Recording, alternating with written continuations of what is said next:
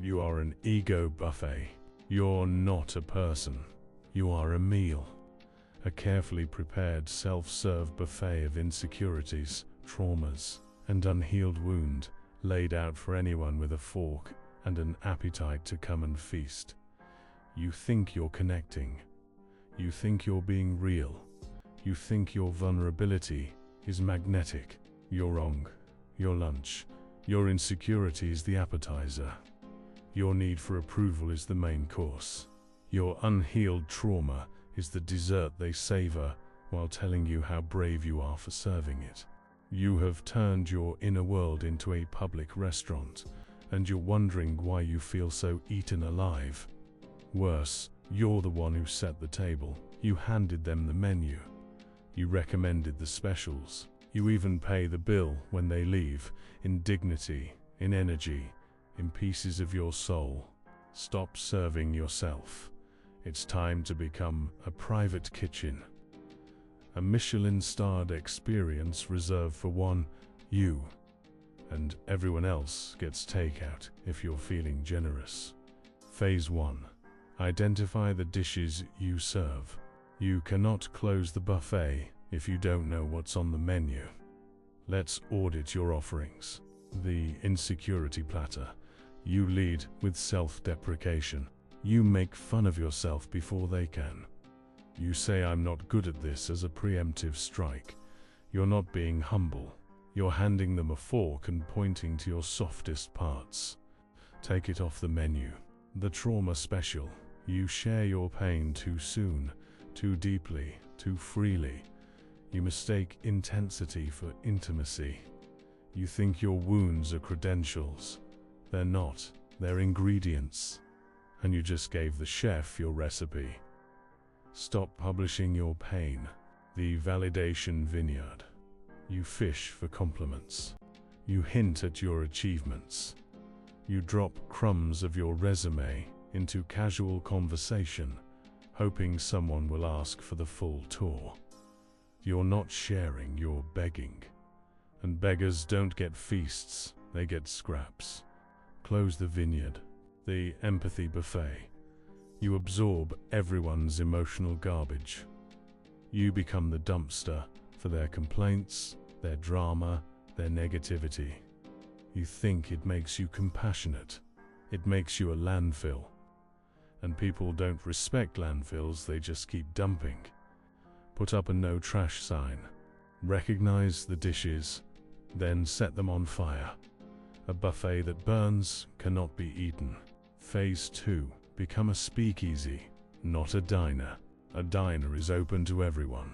Bright lights, cheap prices, endless refills. A speakeasy is hidden, no sign. A password, an unmarked door. An experience reserved for those who know it exists and are willing to earn the right to enter. Your inner world must become a speakeasy. The password protocol. Access to your thoughts, your feelings, your time, your attention is no longer free. It requires a password. The password is reciprocity, respect, or rare value. No password, no entry. Sorry, I don't know what you're talking about as a complete sentence. I don't have the space for that as a steel door. The hidden door. Stop advertising your location. Your social media is not a welcome mat. Your calendar is not public property. Your energy is not an open bar. Become hard to find. Become selectively available.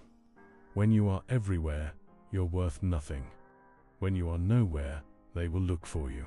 The exclusive experience. When someone earns entry, it is an event. They get your full presence, your undivided attention, your genuine self. Not because you're giving more, but because you're giving less to everyone else. Scarcity creates value. Exclusivity creates reverence. You are not a public utility. You are a private members club. And you hold the only membership list. Phase 3. Starve the parasites. They are not your friends. They are not your mentors. They are not your community. They are parasites, and they are feeding on you because you keep bleeding nutrients. The starvation protocol. Identify the feeders. Who leaves you drained? Who only appears when they need something? Who talks endlessly but never listens? Label them, not in anger, in data. Energy vampire number 3. Validation leech number 7. This is not dehumanizing, it's diagnosing. You cannot treat a disease if you pretend it's a friend. Initiate the silent withdrawal. Do not announce your departure. Do not confront. Do not explain. Simply become unavailable.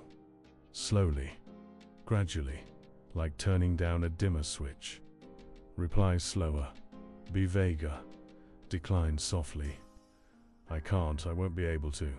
Maybe another time. No reasons, no apologies. Just absence. Let them find another host. They will. Parasites always do. They will sniff out another open wound, another generous fool, another ego buffet. Let them. Wish them well in silence. Your silence is the lock on your new door. You are not being cruel. You are being surgical. A surgeon doesn't apologize for cutting out the cancer. He saves the patient. You are the patient. Phase 4. Become your own soul patron. The final step is the most terrifying. You must become the only person whose approval you need, the only audience that matters, the only critic you listen to, the only feast you crave, the sovereign diet. Dine on your own approval. At the end of the day, ask yourself, did I live by my code today? Not, did they like me? Not, did I please everyone? Your code, your standards, your integrity. Feed on that. Feast on your own growth. Your progress is your protein. Your learning is your carbohydrate. Your discipline is your fiber. You are what you eat. So stop eating their opinions and start consuming your own evolution. Indulge in your own silence. The quiet moments when no one is watching, no one is praising, no one is demanding. That is the dessert of the sovereign. Taste it. Savor it. Let it be enough. When you are your own patron, you cannot be starved. When you're your own chef, you cannot be poisoned. When you're your own feast, you cannot be consumed. The aftermath, from buffet to fortress. This is not a personality change. It is an architectural shift. You are no longer an open hall with fluorescent lights and a sneeze guard. You are a fortress with a single, well-guarded gate. A place of strength, of privacy, of unassailable value. They will call you selfish. Good. Selfish is the first step towards self-ownership. They will call you cold. Good. Cold things are hard to digest. They will say you've changed. You have. You've stopped being a meal and started being a monument. Now sit at your own table. Taste your own power. And let the hungry world watch from outside the walls. You are not here to feed them. You are here to outlast them. Born a petty. To yourself,